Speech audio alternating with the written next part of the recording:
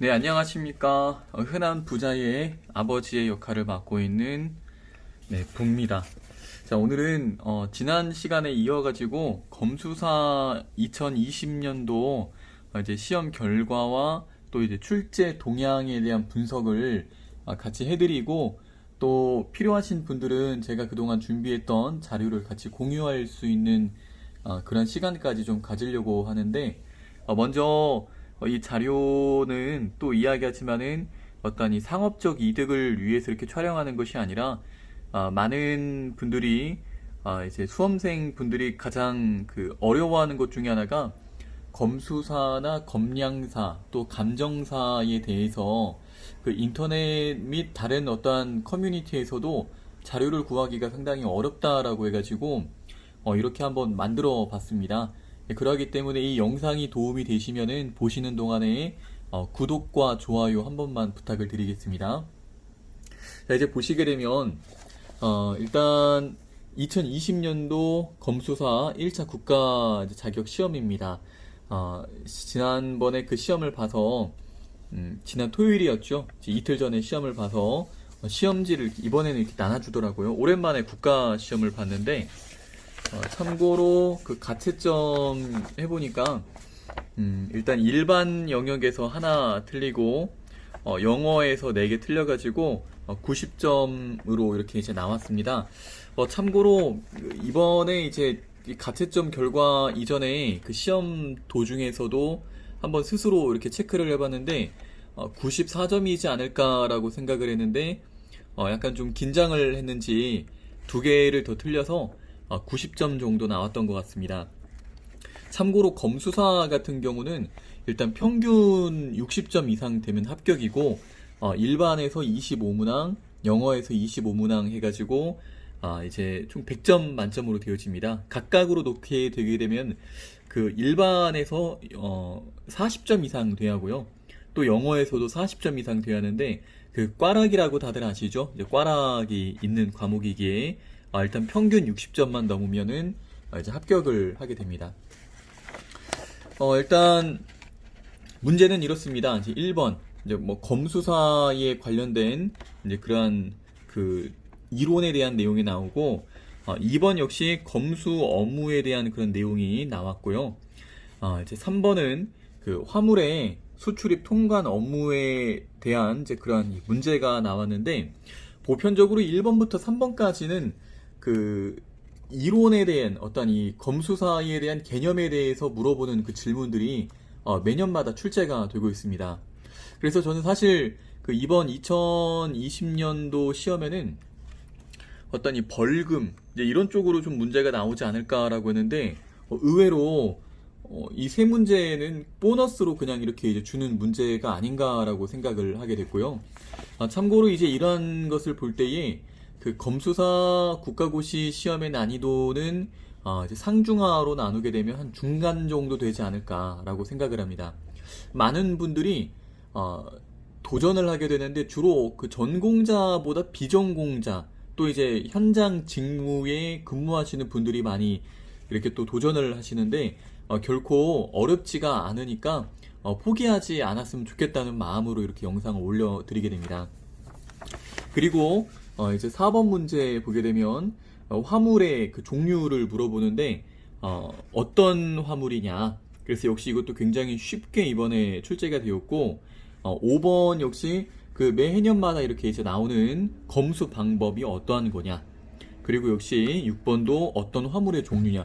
그러니까 이 4번하고 6번은 매 해년마다 한 2문제에서 3문제 사이가 꼭 나오는 것 같아요. 영어 포함해가지고. 그래서 이 정도는 기본적으로 좀 외워주셔야겠고요.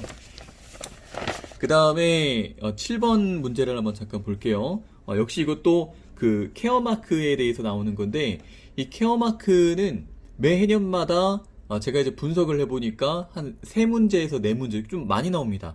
이번에도 많이 나왔고요. 그래서 케어마크에 관해서는 확실하게 이렇게 인지가 되어져야 다음에 또 여러분들도 합격을 할 수가 있습니다. 자, 그 다음에 이제 8번에 화물 사고에 해당되지 않는 것은 사고는 크게 2가지가 있죠. 화물 사고와 검수 사고가 있는데 그 내용에 대해서 물어보는 거고 9번은 역시 또 이제 이 포장 형태입니다. 그래서 그 약자가 맞는지 안 맞는지 이런 것들을 냈는데 일단 문제가 여기까지는 좀 상당히 쉬워요. 뭐 공부 좀 하시는 분들은 다 이번에 합격하셨을 거라고 생각을 하고 그 다음에 이제 10번에도 역시 마찬가지 이 뒤섞인 것을 발견했었을 때 검수 보고서 조교에 기재하는 문구는 중요한 핵심은 바로 선적 전이라는 게 핵심이 되는 거죠. 선적 전에 이제 found in store는 이 선적 후에 이제 수입 화물을 두고 말하는 것이기 때문에 당연히 이쪽은 아니겠고 1번이 되겠습니다. 그리고 이제 차량 검수 방법. 이 문제를 읽어보시게 되면 보기입니다. 보기를 읽어보시게 되면 굉장히 쉽습니다. 볼까요? 차량에 설치된 부속품에 대한 확인과 기록은 차량을 인도할 때에는 불필요하다. 그러니까 이제 이러한 2번, 3번, 4번이 다 틀린 말인데 답을 읽어보게 되면 솔직히 검수사 준비를 안 한 사람이라도 누구나 다 이건 기본적으로 1번이구나 라는 걸 알 수가 있게 문제가 출제가 되어집니다. 즉 다시 말하게 되면 이런 그 필기시험 같은 경우는 웬만해서는 좀 합격을 시켜주지 않을까라고 생각을 하고 그리고 이제 이 다음에 있어지는 면접이 또 중요하죠. 네, 그리고 이제 12번 12번은 이거 12번은 제가 실수로 좀 틀렸습니다. 이제 웨이비하고 칩드하고 원래 이게 그 깎이다 이제 이런 걸로만 인지가 되었었는데 그래서 고민을 하다가 1번으로 찍었는데 네, 틀렸습니다. 이렇게 하나 틀렸고 그 다음에 이제 뭐 너무나 쉽죠. 이제 맥시멈 페이로드 이거 물어보는 거 컨테이너에 관련된 질문도 매 해년마다 5문제에서 6문제가 출제가 됩니다. 그리고 역시 CFS 컨테이너 프라이스트 스테이션이죠. 그래서 여기에서 그 적출 작업이 일어날 때 어떻게 대하느냐 이것도 또 내용을 읽어보게 되면 굉장히 쉽습니다.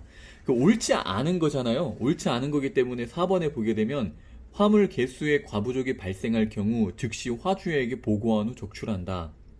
화주가 아니죠. 누구에게 이야기합니까? CFS에서는 그렇죠. 수석 검수사에게 이제 이야기를 먼저 해야죠. 그리고 역시 15번도 컨테이너에 관련된 그런 질문이고 굉장히 쉬운 문제입니다.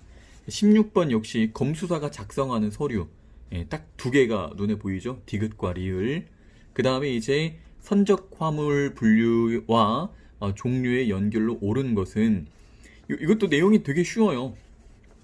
뭐 이제 파인 카고냐 아니면은 리퀴드냐 뭐 페리시블이냐 근데 보게 되면 뭐 랭스 카고라고 해가지고 이제 파이프 긴 거 이거 딱 하나밖에 이제 없죠. 그리고 18번에 이 그림으로 나오는 이 문제가 과거 2016년인가요? 2017년도에 이렇게 그림으로 케어 마크가 한번 나오고 이번에 또 이렇게 2번째로 나왔습니다. 그러기 때문에 그 검수사 준비하시는 분들은 케어 마크에 대해서는 반드시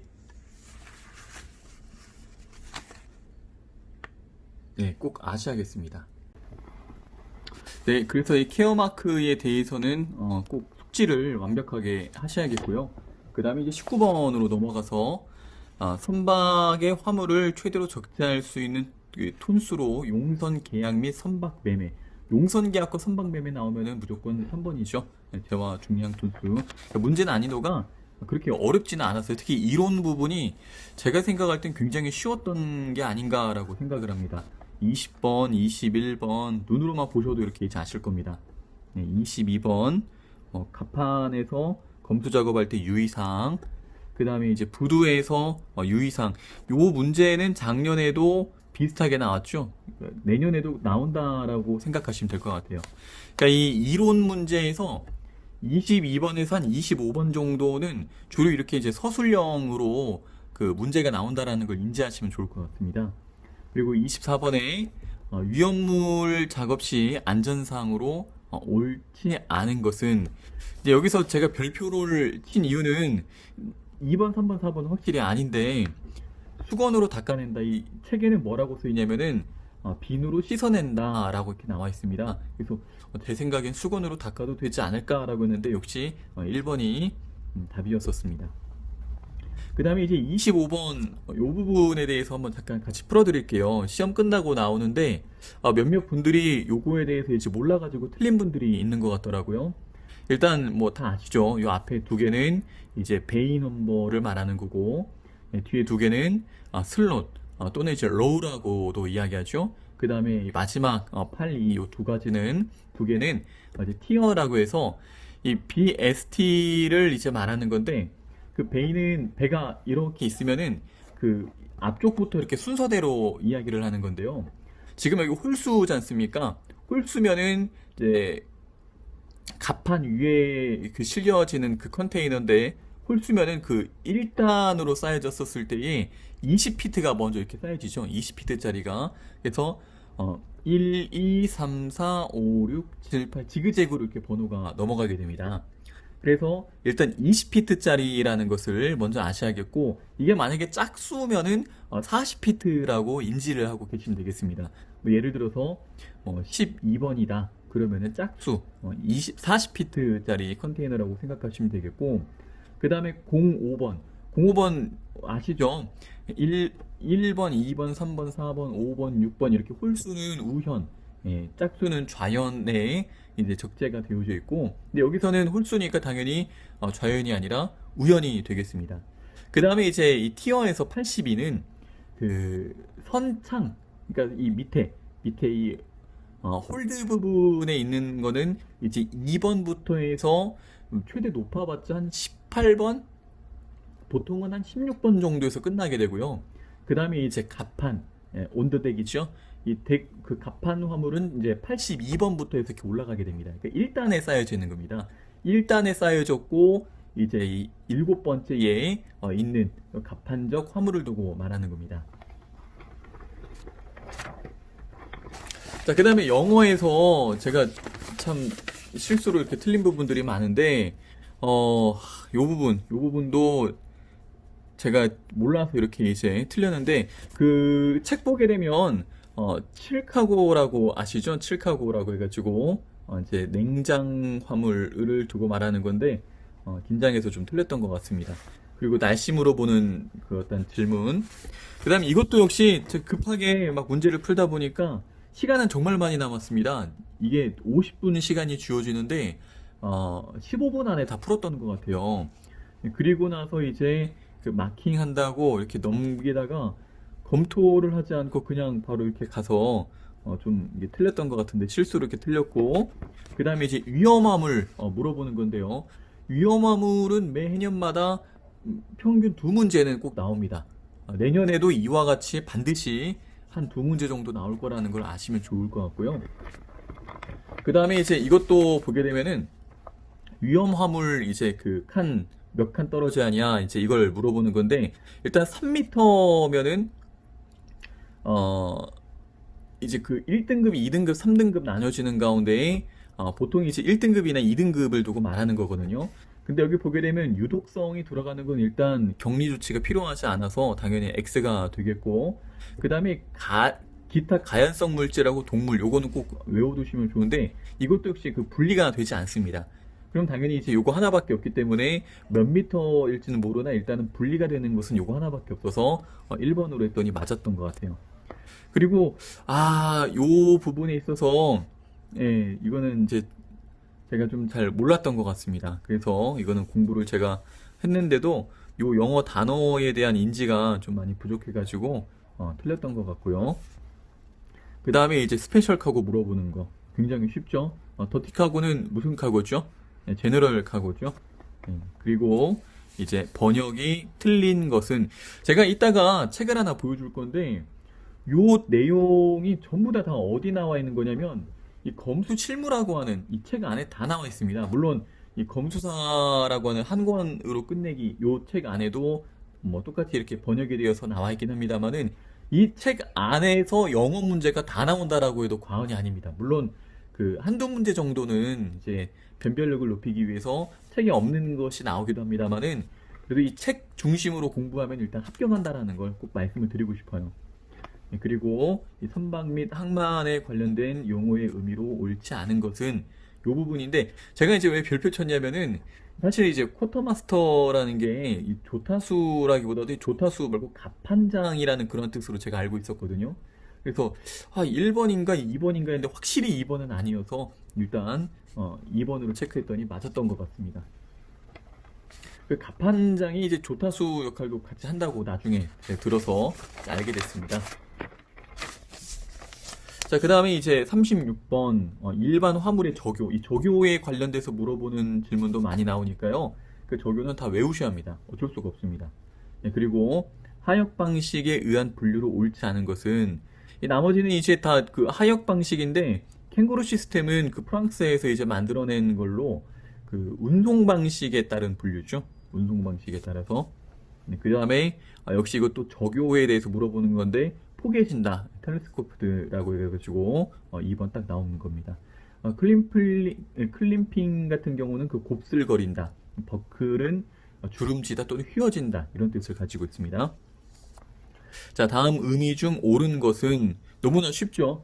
벌킥하고 용접 화물, 나머진 다 말도 안 되는 거예요.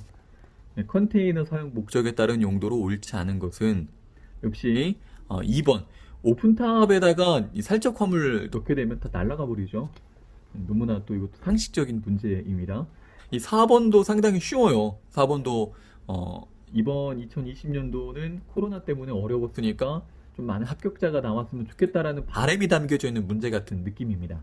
그래서 4번도 너무나 쉽고, 자, 그 다음에 이제 여기로 넘어가서 보게 되면 42번에 역시 이제 옳지 않은 것은 당연히 3번이 아니죠. 나머지는 너무나 다 쉬운 문제고, 그 다음에 43번으로 인해서 이제 많은 사람들이 좀 헷갈려 하시는 그런 분들도 있는데, 일단 컨트라스트, 반대의 의미다, FCL의 반대 의미다, 여기까지만 보더라도 답이 이제 2번이 나오는데, 근데 나머지 보기 3개가 크레인 관련되는 거여가지고 이렇게 문제가 쉽게 나올까?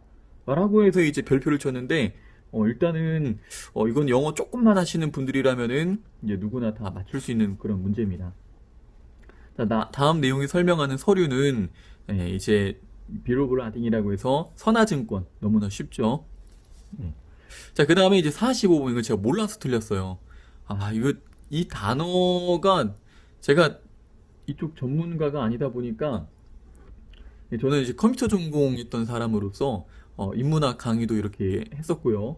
그래서 이런 쪽에는 잘 몰라서 이 단어가 굉장히 생소해서 깔끔하게 틀렸습니다. 정답은 4번이었던 것 같아요. 자, 이제 46번이죠. 46번에서 선적 완료에 대한 증거, 이거 딱 하나만 나와도 메이플레시피죠. 자, 그 다음에 47번에 여기 안에 들어갈 단어로 옳은 것은, 이것도 너무나 쉽습니다. 뭐 누출이 되고 새고 있다, 드럼이 새고 있다, 리킹에다가 잃어버렸다, 로스트가 들어갑니다.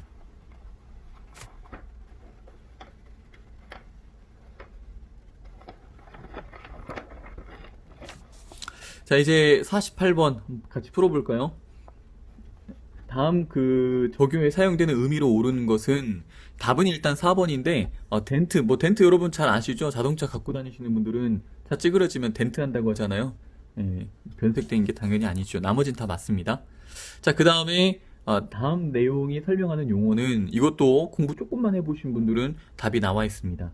그래서 WWD, 그래서 Where Working Days라고 해서 요거를 말하는 거고, 이 50번 문제를 또 틀리신 분들이 많이 있는 것 같아요. 이 50번 문제가 상당히 이제 이번에 나올 거라고 예측을, 이따가 그 문제 보여드리겠습니다만 예측을 했던 것 중에 하나가, 이게 10년마다 한 번씩 바뀝니다. 10년마다. 그러니까 2010년도에 인코텀즈가 한번 나왔었고, 이번에 2020년에 한번 나왔는데, 참고로 이 문제는 책에 안 나와 있습니다. 좀 왠지 나올 것 같다라는 느낌이 들었는데 딱 나오더라고요. 그래서 요 약자와 또 그 내용에 대해서도 이제 같이 숙지를 했는데, 일단은 뭐 3번이 당연히 틀렸습니다. 이 플레이스가 아니라 페이드가 되었죠. 그래서 이렇게 해서 90점을 맞았는데, 이제 여러분들에게 그 이야기를 해주고 싶은 게 어떤 거를 이야기해주고 싶냐면은, 일단 어렵게 생각하지 않았으면 좋겠고요. 그 다음에 이 책 안에서 답이 다 있다라는 겁니다. 특히 그 검수실무라고 하는 책은 이제 이 가격이 17,000원이었나요? 네. 여기 보면 전화번호도 있죠? 02737-6934, 여기에 전화를 해가지고 이 책 사고 싶다라고 하면은 그 17,000원 주면은 택배로 보내줍니다. 다음날 바로 와요. 그런데 이제 이 책에 조금 안타까운 게 오타, 오기 이게 상당히 많아요. 그래가지고 아마 이 책을 그 보완한 게 요거지 않은가.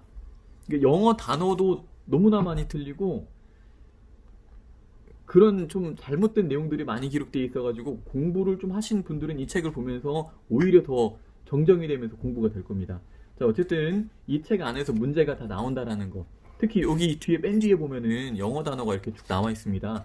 이거는요, 반드시 다 외워주셔야 돼요. 좀 내용이 많긴 합니다만은 이거 반드시 다 외워주셔야겠고, 그 다음에 제가 이제 이번에 그 문제가 나올 거라고 예상됐던 것 중에 하나가 이런 고박 설비에 대해서 문제가 나오지 않을까 했는데 요거는 좀 안 나왔습니다. 고박 설비는 매 해년마다 나왔는데 올해 안 나왔다라면은 2021년도에는 반드시 나옵니다. 이 고박 설비.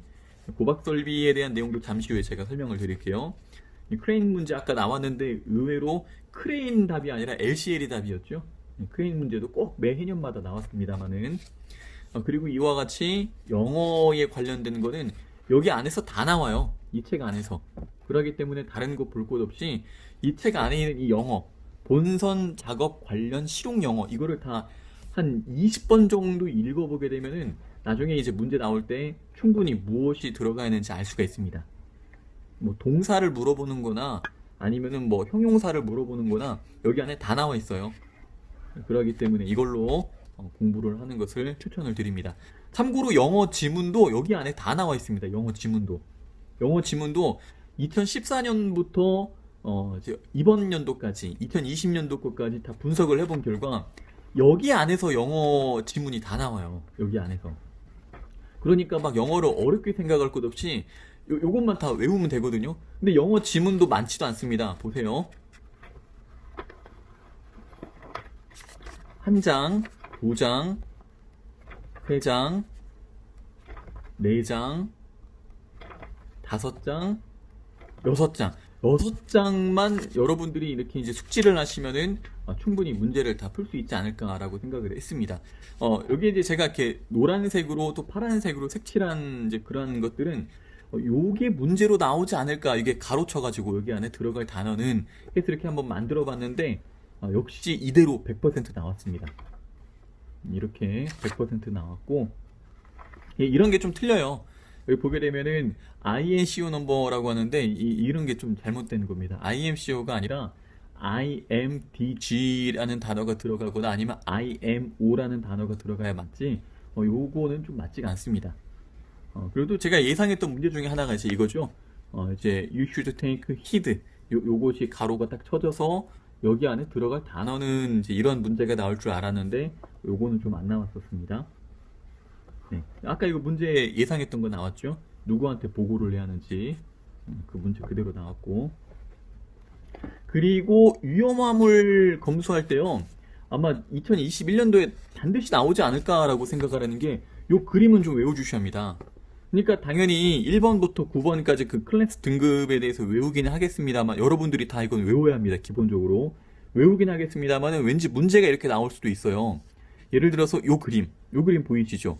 요 그림 하나 딱 남겨놓고 몇 등급에 해당되는 위험물입니까? 또는 이제 요 그림, 포이즌 가스라고 해서 요 그림을 딱 하나 띄워놔 주고서 몇 등급에 해당이 되는 위험물이겠습니까? 그럼 포이즌 가스 나오니까 사람들이 대부분 6등급이요 라고 할 수 있겠지만은 포이즌 가스입니다. 컴프레스 가스라고 해서 2등급으로 표시를 해야겠죠. 그리고 역시 이것도 몇 등급이냐, 또 여기 안에도 상당히 헷갈려요. 그러기 때문에 2021년도에 준비하시는 분들은 요거 반드시 숙지를 하고 계셔야겠습니다. 자, 그 다음에 이제 또 여기는 너무나 쉽고요. 영어가 나올 만한 문제로 생각했던 것 중에 하나가 요거 나오지 않았을까, 요거. 근데 이번에 안 나왔습니다. EDI라는 이제 문제가 지난번에 한번 출제가 된 적이 있는데 EDI 나왔으니까 CVO, 이제 Commercial Vehicle Operation이라고 해가지고 첨단 화물 운송 정보라는 건데, 이게 뭐냐면요, 종합 물류 정보망에서 제공되는 서비스 중 하나다. 그래서 뭐 여러 가지 어떤 이 차량 정비를 잘 할 수 있고 또 배차를 잘 할 수 있는 그러한 어떠한 정보를 제공하는 서비스가 무엇인가 해가지고 뭐 여러 가지가 나오면은 CVO 딱 맞춰야 하는 이제 그런 문제가 될 수도 있는데 이번에 안 나왔습니다. 왠지 내년에는 좀 나오지 않을까라고 생각을 합니다. 그래서 이 정도는 이 세 가지는 아셔야겠고요. 이게 그 한 권으로 끝내기 여기에는 안 나와요. 여기에는 안 나오니까 이 책을 사서 꼭 공부하시기를 부탁을 드리겠습니다. 참고로 저는 이 뭐 검정협회 여기랑 연관된 게 하나도 없으니까 무슨 책 홍보하려고 하는 그런 거 전혀 없으니까요. 예, 꼭 생각하시면 되겠고 그 다음에 이것도 안 나왔어요. 생각했는데 이제 그 디스플레이 스토네이시라고 해가지고 1 메트릭 톤이 해수의 경우와 담수의 경우가 조금씩 다릅니다. 그래서 35와 36 있는데 요 차이에 대해서 나오지 않을까라고 생각했는데 안 나왔고요. 그 다음에 또 제가 예측했던 문제 중에 하나가 뭐냐면 이쪽에서 그 여기에 보면은 요거 그림 그릴 수 있나요? 요거 건연표라고 해가지고 좌측 맨 위에 뭐가 들어가냐면은 이제 TF가 뭘까요? 트로피칼 프레시 워러. 그리고 그 밑에는 프레시 워러. 그리고 또 이제 우측에서 가장 수평에서 가장 높은 위치에 있는 게 뭐냐면은 이제 트로피칼. 그 다음에 썸머, 윈터, 그 다음에 이제 WNA. 요 내용에 대해서도 나오지 않았을까라고 생각을 했는데 안 나왔습니다, 이번에. 내년에 나올 것 같으니까 공부를 하시는 걸 추천을 드리겠습니다. 그리고 또 2021년도에 나올 만한 문제가 이 문제도 사실 매년마다 계산하는 게 나왔는데 이번에는 안 나왔어요. 그러니까 제가 생각할 때는 2020년도는 코로나 때문에 검정협회에서 좀 많은 합격자를 만들어 주려고 이렇게 인심을 베푼 것이 아닌가라고 생각을 합니다. 저 개인적으로는. 근데 2021년도에는 꼭 나올 것 같아요. 왜냐면은 매해년마다 안 나온 적이 없었거든요, 이 문제가. 그러니까 내년에는 꼭 나올 거라는 거를 예측하시고 이제 이 검척하는 그 계산법 요거는 꼭 반드시 숙지를 하셔야겠습니다. 용적과 중량 계산하는 방법 모르시면은 물어보세요. 제가 알려드릴게요. 이거 되게 쉬워요. 그리고 사실 그동안은 그 1해리에 대해서 물어보는 그 질문이 많았기 때문에 이번에는 이렇게 이제 온도 환산하는 거 화씨에서 섭씨에서 화씨로 바꾸는 요거가 나오지 않을까라고 생각을 했는데 요거 안 나왔습니다. 아마 내년에 나올 것 같아요. 근데 여기서 이제 안타깝게도 이 교재가 좀 내용이 틀렸어요, 이게. 내용이 다 틀렸고 요 제가 밑에 이렇게 네모칸 표시에는 요거하고 요 두 개로만 여러분들이 아시면 될 것 같습니다. 그러니까 이렇게 약간씩 이 책을 만드시는 분이 아마 제가 볼 때는 이제 교수님이신 것 같은데 학교 강의 중에 이렇게 만드셔서 조금씩 이렇게 이제 그 실수하지 않았나라고 생각을 합니다. 요 두 가지로 화씨와 섭씨 계산하는 거를 이제 아시면 될 것 같고요.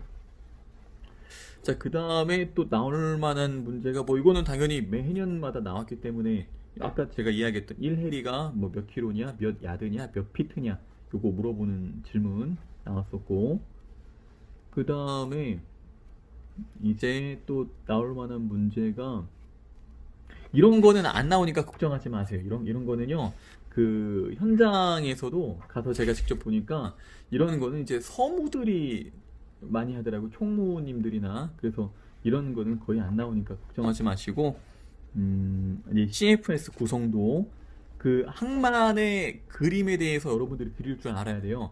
제일 첫 번째가 이제 버스가 있고 그 다음에 이제 에이프론이 있고 에이프론에는 이제 콰이 크레인이라고 해서 컨테이너 크레인 그 종류에 대해서도 숙지를 해야겠고 그 옆에가 이제 마샬링 야드라고 해가지고 컨테이너를 그 잘 쌓을 수 있도록 한꺼번에 이렇게 선적할 수 있도록 순차적으로 이렇게 스토리지 플레인을 보고 베이 플랜을 보고 미리 쌓아놓는 거죠. 그 다음에가 이제 컨테이너 야드가 있고 맨 끝에 이렇게 CFS가 있습니다. 왠지 이것도 좀 나오지 않을까. 이것도. 그래가지고 예를 들어서 본선 일반 화물의 서류 중에 가장 마지막으로 작성하는 것은 해가지고 이제 딱 나오지 않을까라고 생각을 했는데 안 나왔습니다. 답은 컨벤션이었죠. 그래서 이거 좀 숙지를 해놓으면 좋을 것 같고요. 이 영상은 또 이야기하지만은 2021년도를 준비하는 수험생들을 위해서 이렇게 이제 올려드리는 겁니다. 제가 사실 지금이나 여유가 있으니까 이렇게 하지 나중에는 또 여유가 없을 것 같아가지고 미리 시험 끝나자마자 영상 찍는 거니까요. 영상에 대한 퀄리티나 또 여러 가지 내용이 부족하더라도 너그럽게 좀 봐주시면 좋을 것 같습니다. 자, 그 다음에 뭐 요런 내용들은 뭐 다 읽어보시면 아시겠고요. 그리고 요거를 좀 주목해서 보셔야 돼요. 송화주 창고에서 수화주 창고까지 우리는 보편적으로 이거를 이렇게 CY, CFS 뭐 요렇게만 알고 있었는데 이 책에서는 이제 H 하우스, D 도어 또는 P 피어, 폴트 이렇게 이제 설명도 되어 있으니까 이것도 참고해서 이렇게 아셔야겠습니다. 이거는 단골 문제죠. 요거는 CFS에서 수화 문전 인수를 할 때 제일 첫 번째가 이제 수화 목록을 받아야겠고요. 영어로도 나왔습니다.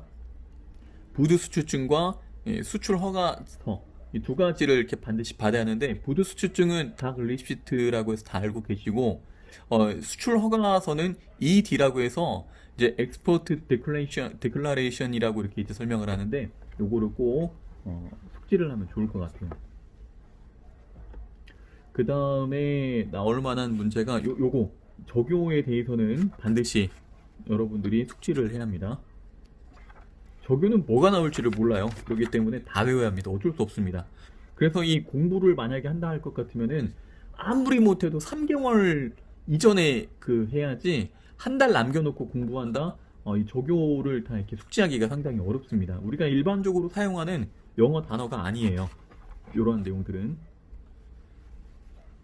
네, 이렇게 컨테이너의 이 부분도 사실 저는 이게 나오지 않을까라고 생각을 했었습니다. 이 그림이 나오고 위에 해당되는 컨테이너가 무엇인가 안 나왔었어요. 펜 컨테이너, 라이브 스톡 컨테이너 이제 동식물들을 여기다 집어넣고 옮기는 거죠. 여기에는 뭐 똥오줌 이런 거 다 처리할 수 있는 그런 시설도 있습니다. 이 안에. 그리고 저 이거 왠지 나올 것 같았는데 안 나왔어요. 특수 컨테이너의 종류라고 해가지고 요 내용과 약자를 기록해 놓고 맞게 기록하는 것은 약자가 맞은 것은 이런 문제가 나올 줄 알았는데 안 나왔습니다. 2021년도에 꼭 나올 것 같아요. 이거 공부를 해두시면 좋을 것 같습니다. 자, 그 다음에 또 나올 만한 문제가 뭐 웬만한 건 다 아시는 거니까 여러분들이 요 정도는 알고 계셔야 합니다. 컨테이너 규격. 컨테이너 규격에 대해서 이제 20피트짜리, 40피트짜리, 45피트짜리 그래서 이 캐파시티 용적이라고 하죠. 용적에 대해서는 32톤, 64톤, 84톤 요거는 좀 알고 계셔야 하지 않을까. 요거 이번에 문제로 나왔죠. 요거 맥시멈 페이로드 요거 최대 적재 중량이라고 나왔고 그러니까 이번에 2020년도에 나왔으면 내년에 이거 안 나와요. 내년에 안 나오니까 다른 쪽으로 한번 숙지를 하시면 좋을 것 같습니다.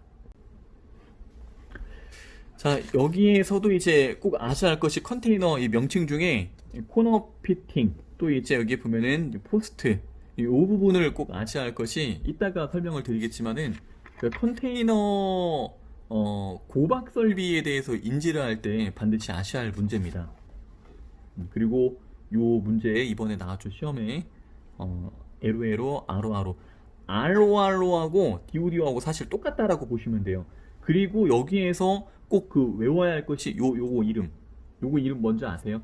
여기 위에 나와 있죠? 램프웨이라고 해서 요것도 나오지 않을까라고 생각을 했는데 안 나왔고 그리고 또 한 가지 생각했던 것 중에 하나가 요거 웬만한 문제는 다 나오니까 좀 제가 이제 시험 감독이 되어서 시험을 내자 할 것 같으면 요거 나오지 않을까 싶었는데 안 나왔습니다. 그래서 라시선의 종류 뭐 오일 바지, 워터 바지, 푸싱 바지, 토잉 바지 그래서 이제 요 내용들이 나오지 않을까라고 했는데 안 나왔고 역시 그 밑에도 요 세부적인 이 어떤 컨테이너 배에 대해서 나올 거라고 생각을 했는데 안 나왔었습니다. 면접 때 나오면 좋고요. 그 다음에 나머지는 이제 여기 앞에 부분은요 요 정도 이제 좀 여러분들이 기본적인 건 공부를 이렇게 쭉 하시면 될 것 같고, 아까 제가 그 이야기했던 거, 야 이거 예측했는데 딱 나왔었어 이거. 예, 3m 이상 적재할 것 해가지고 제가 이제 유난히 공부를 좀 이렇게 해봤었습니다. 보시게 되면 노란색으로 표시된 건 일단 4등급으로 해서, 저는 노란색이 사실 나올 줄 알았거든요. 노란색이 나올 줄 알았는데 의외로 동그라미 친 게 딱 나왔습니다. 가연성 고체 요거 아까 문제 있었죠? 요게 딱 나왔고, 요게 이제 이게 왜 X가 들어가지? X가 여기서 왜 끝나지? 딱 보니까 기타 가연성 물질이더라고. 딱 기억이 나가지고 아 이거 X였지? 하면서 딱 X 표시를 했는데 그게 적중했던 것 같습니다. 그리고 이거는 당연히 기본적으로 다 외워주셔야 합니다. 이거는 100% 매년마다요. 매년마다 한 번도 안 빠지고 나왔어요. 그러니까 내년에도 반드시 나옵니다. 이거 100%. 그 다음에 뭐 요거 적요 당연히 외워야죠. 적요도 외워야 하고, 약자, 이제 포장 형태 요것도 이제 외워야 하며, 뭐 그렇게 하다 보면 뭐 안 외워야 할 게 뭐가 있냐 했는데 맞아요. 이렇게 공부를 해야 합니다. 실제로. 여기에도 보게 되면 화물사고와 검수사고에 대해서 이제 이 적요 이거 반드시 다 외워주셔야 하고, 이게 내용이 좀 많아요. 그러기 때문에 수첩 같은 데다가 내가 모르는 단어 있으면은 적어서 그거를 외워가면서 이렇게 하나씩 없애는 게 좋을 것 같아요. 저도 지금은 이 적요에 대해서 100% 다 외웠습니다. 100% 다 외워가지고 적요에 관련된 문제는 뭐 근데 아까 그 실수로 하나 틀려서 너무 급하게 풀다가 너무 아까워요.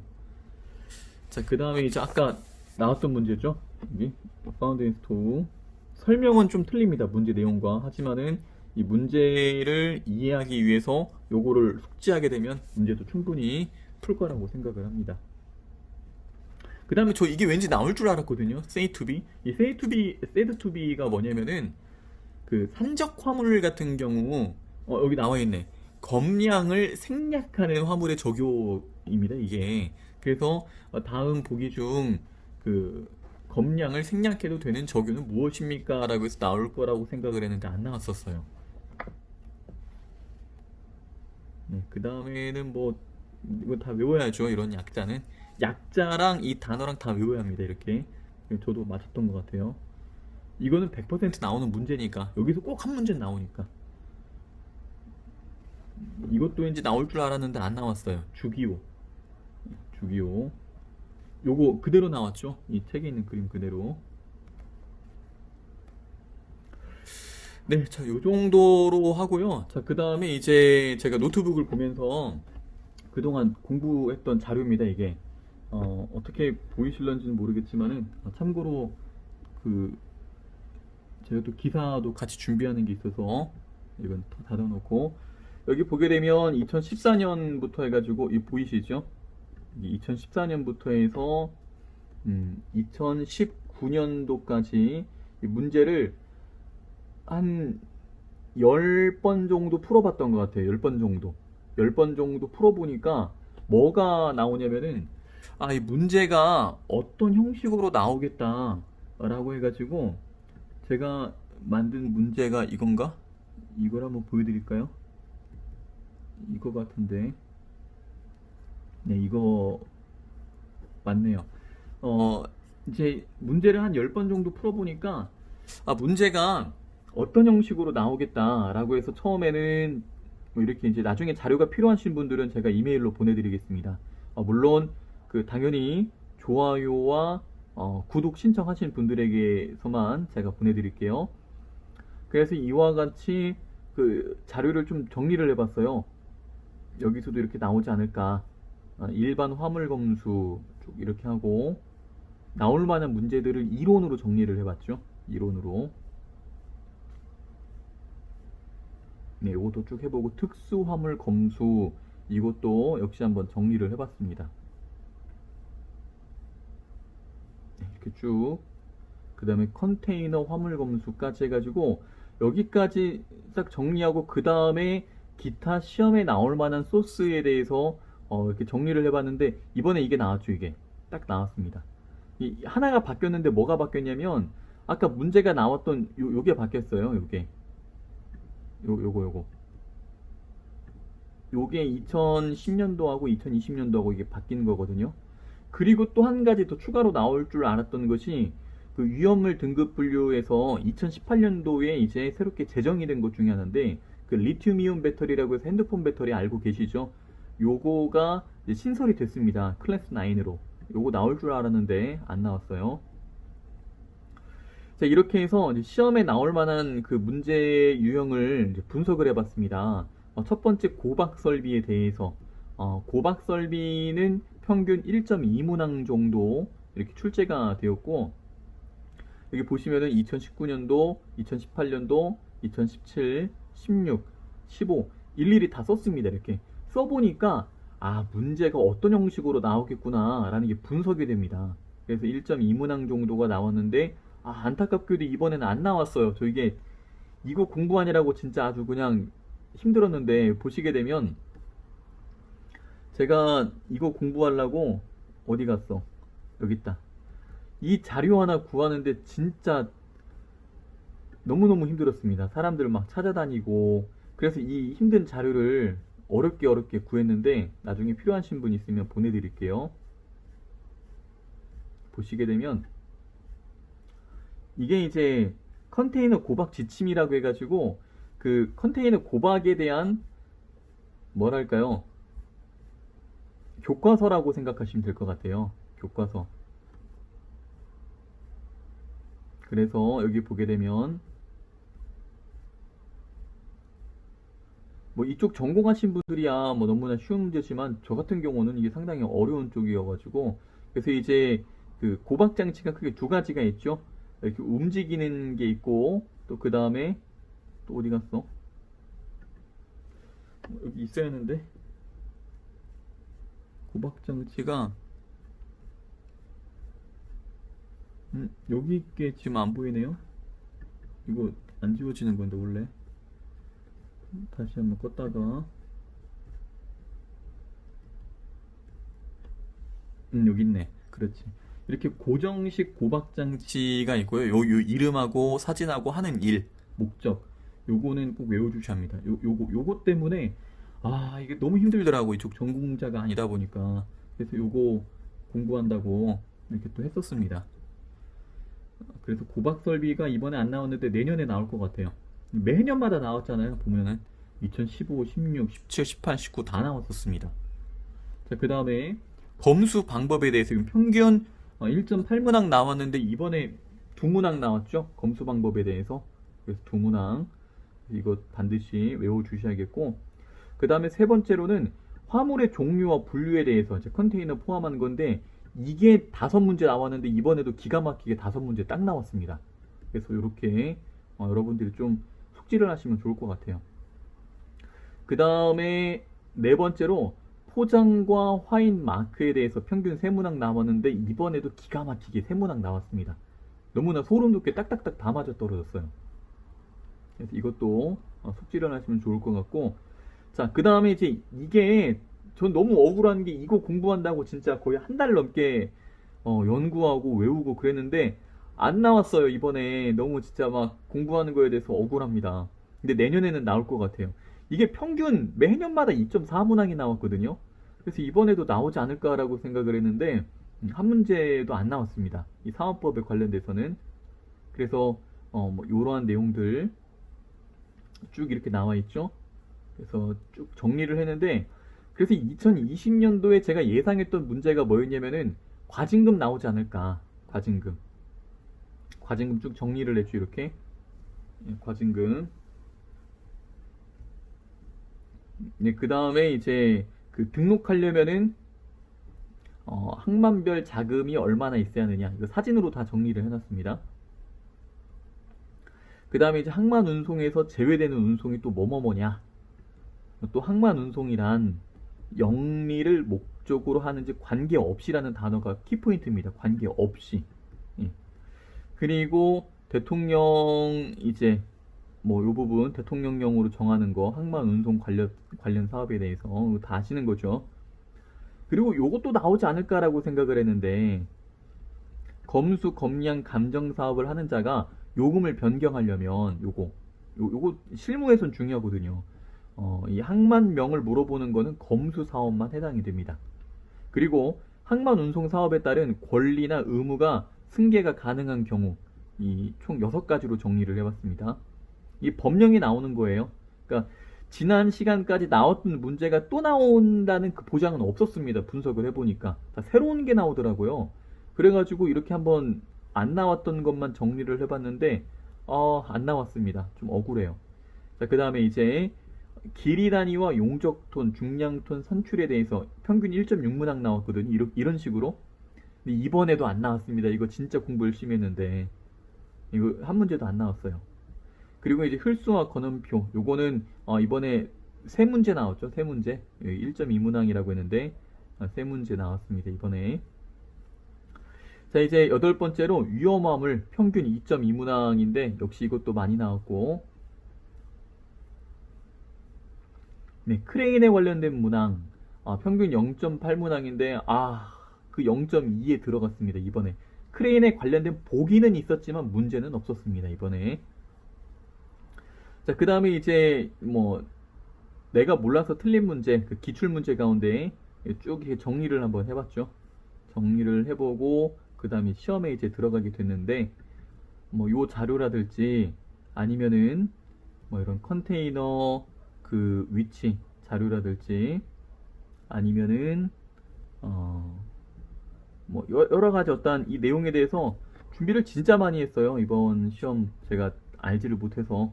그래서 IPI가 뭐냐, 또 그 다음에 이제 RIPI가 뭐냐, 이런 것들도 그림으로 제가 몰라서 다 준비를 했고, 뭐 아까 제가 말했던 리튬 배터리 이제 요거에 대해서도 그 9등급 나오는 거 요거 이번에 나오지 않을까라고 해서 찾아봤는데 안 나왔고요. 그 다음에 나머지는 요거는 이제 면접 시험 준비하려고 하는 건데 이 정도 공부를 해놓으니까 솔직히 말해서 면접 자신 있습니다. 지금은. 네. 자, 그 다음에 아까 벌칙에 대한 뭐 전반적인 이런 내용들,